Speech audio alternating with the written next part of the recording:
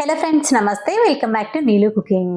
ಇವತ್ತು ನಾನು ನಿಮಗೆ ತುಂಬಾನೇ ರುಚಿಯಾಗಿರುವಂತಹ ಆರೋಗ್ಯಕರವಾದ ಸೊಪ್ಪು ಚಟ್ನಿನ ಹೇಗೆ ಮಾಡ್ಕೊಳ್ಳೋದು ಅಂತ ತೋರಿಸ್ತಾ ಇದ್ದೀನಿ.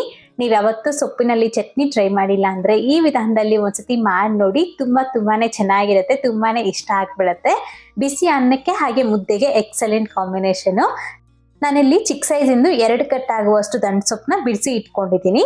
ಆದಷ್ಟು ಸ್ವಲ್ಪ ಎಲೆದಾಗಿರೋ ಸೊಪ್ಪನ್ನ ತಗೊಂಡ್ರೆ ರುಚಿಯಾಗಿ ಬರುತ್ತೆ. ದಂಟ್ ಸೊಪ್ಪು ಅಥವಾ ಪಾಲಕ್ ಸೊಪ್ಪಿನಲ್ಲಿ ಮಾಡ್ಕೊಳ್ಬಹುದು, ಅಥವಾ ಎರಡೂ ಸಹ ಮಿಕ್ಸ್ ಮಾಡಿ ಆದ್ರೂ ಮಾಡ್ಕೊಳ್ಬಹುದು, ಚೆನ್ನಾಗಿ ಬರುತ್ತೆ. ಈಗ ಒಂದು ಕುಕ್ಕರ್ನಲ್ಲಿ 1 ಈರುಳ್ಳಿ ಹಾಗೆಯೇ 1 ಬೆಳ್ಳುಳ್ಳಿ ಗಡ್ಡೆನ ಬಿಡಿಸಿ ಹಾಕಿ, ಮತ್ತೆ ನಿಮ್ಮ ಖಾರಕ್ಕೆ ಎಷ್ಟು ಬೇಕೋ ಅಷ್ಟು ಒಣಮೆಣಸಿನಕಾಯಿ ಅಥವಾ ಹಸಿ ಮೆಣಸಿನಕಾಯಿ, ಹಾಗೆ ಒಂದು ಚಿಕ್ಕ ಸೈಜಿಂದು ಟೊಮೊಟೊ ಹಣ್ಣು ಹಾಕದೆ ಕೂಡ ಮಾಡ್ಕೊಳ್ಬಹುದು. ಹಾಗೆ ಒಂದು ಅರ್ಧ ಟೀ ಸ್ಪೂನ್ ಆಗುವಷ್ಟು ಜೀರಿಗೆ, ರುಚಿಗೆ ತಕ್ಕಷ್ಟು ಉಪ್ಪು, ಒಂದು ಅರ್ಧ ಟೀ ಸ್ಪೂನ್ ಆಗುವಷ್ಟು ಎಣ್ಣೆ ಹಾಕೊಂಡ್ಬಿಟ್ಟಿದ್ದಕ್ಕೆ 1 ಗ್ಲಾಸ್ ಆಗುವಷ್ಟು ನೀರನ್ನ ಹಾಕೊಳ್ಳಿ. ನೀರಿನ ಸ್ವಲ್ಪ ಕಡಿಮೆ ಹಾಕೊಂಡ್ರು ನಡೆಯುತ್ತೆ, ಜಾಸ್ತಿ ಹಾಕೊಳ್ಳೋದಕ್ಕೆ ಹೋಗ್ಬೇಡಿ. ಸೊಪ್ಪಿನಲ್ಲೇ ನಮಗೆ ನೀರಿನಂಶ ಅನ್ನೋದು ಇರುತ್ತೆ. ಹಾಗಾಗಿ ಮತ್ತೆ ಇದಕ್ಕೆ ತೊಳೆದಿಟ್ಕೊಂಡಿರೋ ಈ ಸೊಪ್ಪನ್ನ ಹಾಕೊಂಡ್ಬಿಟ್ಟು ಲಿಡ್ನ ಕ್ಲೋಸ್ ಮಾಡಿಬಿಟ್ಟು 1 ವಿಸಿಲ್ ಹಾಕಿಸ್ಕೊಳ್ಳಿ, ಸಾಕಾಗತ್ತೆ. ನೀವು ಪಾತ್ರೆನಲ್ಲಿ ಸಹ ಬೇಯಿಸ್ಕೊಳ್ಬಹುದು, ಅಥವಾ ಬೇಗ ಹಾಕಬೇಕು ಅಂತಂದ್ರೆ ಕುಕ್ಕರ್ನಲ್ಲಾದ್ರೂ ಬೇಯಿಸ್ಕೊಳ್ಬಹುದು. ನೋಡಿ, 1 ವಿಸಿಲ್ ಆದ್ಮೇಲೆ ನೀವು ನೋಡ್ಬೋದು ಸೊಪ್ಪೆಲ್ಲಾನು ಸಹ ನೀಟಾಗಿ ಬೆಂದೋಗ್ಬಿಟ್ಟಿರತ್ತೆ. ಈಗ ನಾವು ಏನೆಲ್ಲ ಹಾಕಿದ್ವಿ, ಸೊಪ್ಪು ಮತ್ತೆ ಈರುಳ್ಳಿ ಟೊಮೊಟೊ ಎಲ್ಲ ಇದೆಯಲ್ಲ, ಅದೆಲ್ಲ ಎತ್ಕೊಂಡ್ಬಿಟ್ಟು ಒಂದು ಅಗಲಕ್ಕಿರೋ ಒಂದು ಪ್ಲೇಟಲ್ಲಿ ಹಾಕ್ಬಿಟ್ಟು ಪೂರ್ತಿಯಾಗಿ ತಣ್ಣಗಾಗ್ಲಿಕ್ಕೆ ಬಿಡಬೇಕು. ಸ್ವಲ್ಪ ಪ್ರಾಸೆಸ್ ಎಲ್ಲಾನು ಸೇಮ್ ನಾವು ಸಾಂಬಾರ್ ರೀತಿ ಮಾಡ್ಕೊಳ್ಳೋದು ಅಷ್ಟೇನೆ, ಆದ್ರೆ ಇದಕ್ಕೆ ನಾವು ಬೇಳೆ ಏನು ಹಾಕೋದಿಲ್ಲ, ಹಾಗೆ ಡೈರೆಕ್ಟ್ ಆಗಿ ಮಾಡ್ಕೊಳ್ತೀವಿ. ರುಚಿ ಮಾತ್ರ ಎಕ್ಸಲೆಂಟ್ ಆಗಿರುತ್ತೆ, ಮಿಸ್ ಮಾಡದೆ ಒಂದ್ಸತಿ ಟ್ರೈ ಮಾಡಿ ನೋಡಿ. ಸೊ ನಾವು ಮೊದಲು ಬೇಯಿಸುವಾಗ ನೀರೇನು ಹಾಕೊಂಡಿದ್ವಿ, ಆ ನೀರು ಹಾಗೆ ಇದೆ. ನೀವು ಬೇಕು ಅಂತಂದ್ರೆ ರುಬ್ಬುವಾಗ ಬೇಕಾಗಿದ್ರೆ ಹಾಕೊಳ್ಬಹುದು, ಇಲ್ಲಾಂದ್ರೆ ನೀವು ಬೇರೆ ಯಾವುದಕ್ಕಾದ್ರೂ ಉಪಯೋಗಿಸ್ಕೊಳ್ಬಹುದು. ಸೊ ಈಗ ಒಂದು ಮಿಕ್ಸರ್ ಜಾರಿಗೆ ಒಂದು ಅರ್ಧ ಚಿಪ್ಪ ಆಗುವಷ್ಟು ಹಸಿ ಕೊಬ್ಬರಿನ ಹಾಕೊಂಡ್ಬಿಟ್ಟು ಸಣ್ಣದಾಗಿ ರುಬ್ಕೊಂಡ್ಬಿಡಿ ಮೊದಲು. ಆನಂತರ ಇದಕ್ಕೆ ನಾವು ತಣ್ಣಗಾಗಿರೋ ಈ ಸೊಪ್ಪನ್ನ ಹಾಕೊಂಡು ರುಬ್ಕೊಳ್ಬೇಕು.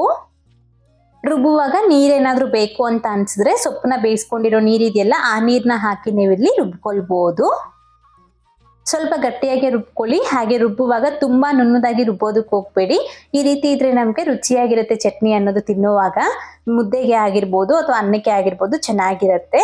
ಈಗ ಈ ಚಟ್ನಿಗೆ ನಾವು ಒಗ್ಗರಣೆ ಹಾಕೊಳ್ಬೇಕು. ಅದಕ್ಕೋಸ್ಕರ ಯಾವ್ದಾದ್ರು ಒಂದು ಪಾತ್ರೆಯಲ್ಲಿ 2 ಟೇಬಲ್ ಸ್ಪೂನ್ ಆಗುವಷ್ಟು ಎಣ್ಣೆ ಹಾಕೊಂಡ್ಬಿಟ್ಟು ಬಿಸಿಯಾಗಿದ ನಂತರ ಇದಕ್ಕೆ ಒಂದು ಅರ್ಧ ಟೀ ಸ್ಪೂನ್ ಆಗುವಷ್ಟು ಸಾಸಿವೆ ಕಾಳು ಹಾಕೊಂಡು ಸಿಡಿದಾದ್ಮೇಲೆ ಸ್ವಲ್ಪ ಕರಿಬೇವಿನ ಸೊಪ್ಪು, ಹಾಗೆ 1-2 ಒಣಮೆಣಸಿನಕಾಯಿ ಮತ್ತೆ 1 ಈರುಳ್ಳಿನ ಸಣ್ಣದಾಗಿ ಕಟ್ ಮಾಡಿ ಹಾಕೊಂಡ್ಬಿಟ್ಟು ಚೆನ್ನಾಗಿ ಫ್ರೈ ಮಾಡ್ಕೊಳ್ಳಿ.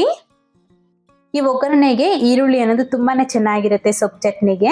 ಮಿಸ್ ಮಾಡದೆ ಹಾಕೊಂಡ್ಬಿಟ್ಟು ಈರುಳ್ಳಿ ಚೆನ್ನಾಗಿ ಫ್ರೈ ಆಗಿದ ನಂತರ ಇದಕ್ಕೆ ರುಬ್ಬಿಟ್ಕೊಂಡಿರೋ ಈ ಚಟ್ನಿನ ಹಾಕೊಂಡ್ಬಿಟ್ಟು ಚೆನ್ನಾಗಿ ಮಿಕ್ಸ್ ಮಾಡ್ಕೊಳ್ಳಿ.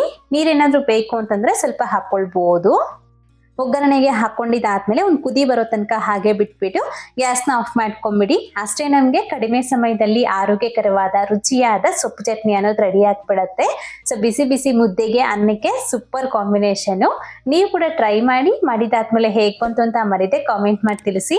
ಹಾಗೆ ಇವತ್ತಿನ ವಿಡಿಯೋ ಇಷ್ಟಿದ್ರೆ ಲೈಕ್ ಮಾಡಿ, ನಿಮ್ಮ ಫ್ರೆಂಡ್ಸ್ಗೂ ಶೇರ್ ಮಾಡಿ. ಮತ್ತಷ್ಟು ರೆಸಿಪೀಸ್ಗಾಗಿ ನೀಲು ಕುಕಿಂಗ್ ಚಾನಲ್ಗೆ ಸಬ್ಸ್ಕ್ರೈಬ್ ಆಗಿ. Thank you. Keep watching Neelu cooking.